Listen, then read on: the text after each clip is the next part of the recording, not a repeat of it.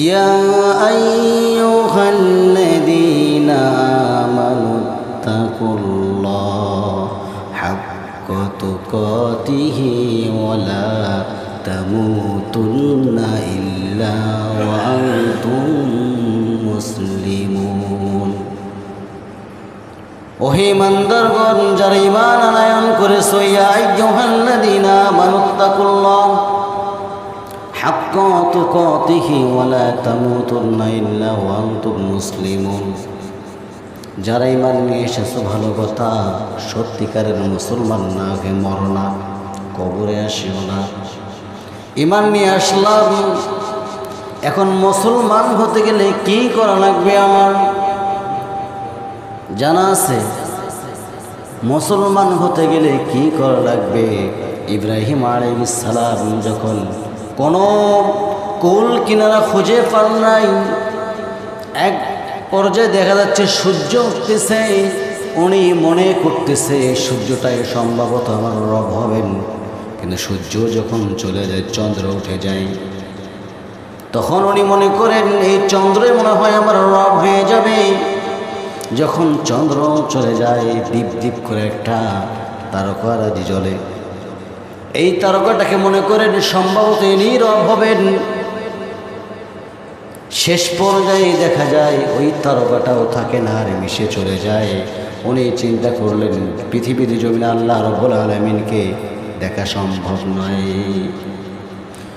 উনি মুখ ঘুরে আনিলেন, বললেন সবাই আমার সঙ্গে পড়েন, ইন্নী ওয়াজ্জাহতু ওয়াজহিয়া লিল্লাযী ফাতারাস সামাওয়াতি ওয়াল আরদা হানিফাও ওয়া মা আনা মিনাল মুশরিকিন।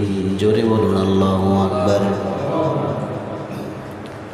তিনি চিন্তা করে বললেন, আল্লাহকে বললেন, আল্লাহ তাআলা ইন্নী নিশ্চয়ই ওয়াজ্জাহতু ওয়াজহিয়া লিল্লাযী ফাতারাস সামাওয়াতি ওয়াল আরদ, গোটা আসমান জমিন ভেবে বিস্তৃত তোমার গো আল্লাহ, আমার কিছুই নাই। যা কিছু দেখলাম সব কিছু আমি মিথ্যা দেখেছি গো আল্লাহ। আমি আমার কেবলা তোমার দিকে ঘুরায় নিয়ে নিলাম। বলি সুবহানাল্লাহ। তাহলে আমরা এখান থেকে জানতে পারলাম, মুসলমান সত্যিকারের মুসলমান হতে গেলে আমাদেরকে আর সর্বপ্রথম জানতে হবে কি? ঈমান আনতে হবে। ঈমান আনার পরেই আমাকে মুসলমান হতে হবে। এখন আমি ঈমান কিভাবে নিয়ে আসব? আমি মুসলমানের ঘরে জন্মগ্রহণ করেছি, তাই বলে কিন্তু আমি ঈমানদার ব্যক্তি নই। আমাকে ঈমান আনয়ন করতে হবে।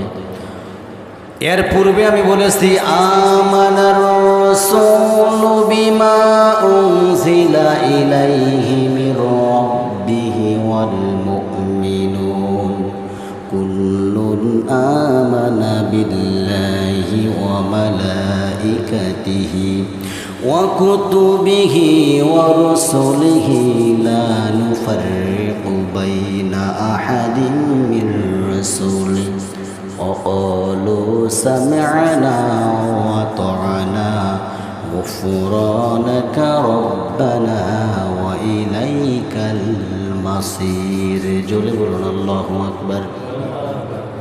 আমার ভাইরা, ঈমান আনতে হবে। আমানার রাসূলু বিমা উনজিলা ইলাইহি মির রাব্বিহি ওয়াল মুমিনুন, 5 থেকে 6টা বিষয়ের উপর ঈমান নিয়ে আসতে হবে।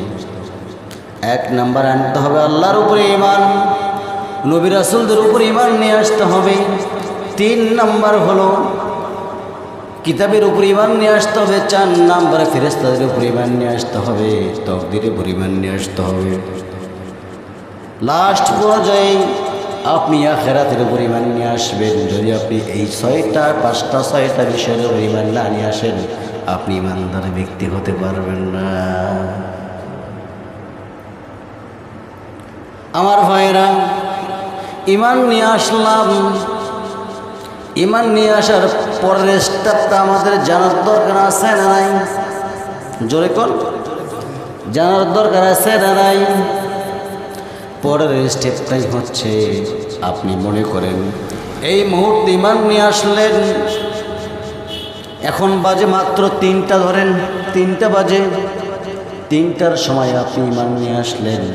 ইমান আনানোর পরেই আপনার দায়িত্ব হলো কেবলমাত্র শুধুমাত্র নেক্সট দায়িত্ব হচ্ছে আপনার, নেক্সট ইমানি দায়িত্ব আপনার, সেই দায়িত্বটা হচ্ছে আসরের সালাত আদায় করা জামাতের সহিত। আপনি আসরের পর ইমান নিয়ে আসছেন, আপনার দায়িত্ব মাগরিবের নামাজ আদায় করা।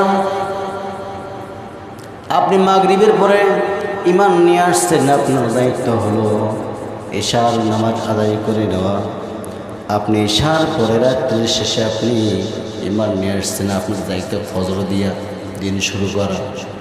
যদি আপনি অনেকই বলেন, অনেক ভাই বলে হুজুর আমি যা করি আমার ইমান ঠিক আছে, না হয়তো সপ্তাহে একদিন আমি মসজিদে যাই, কি হয়েছে, আমার তো ইমান ঠিক আছে। আমি বলি আপনার তো নামাজের ইমান কই আছে?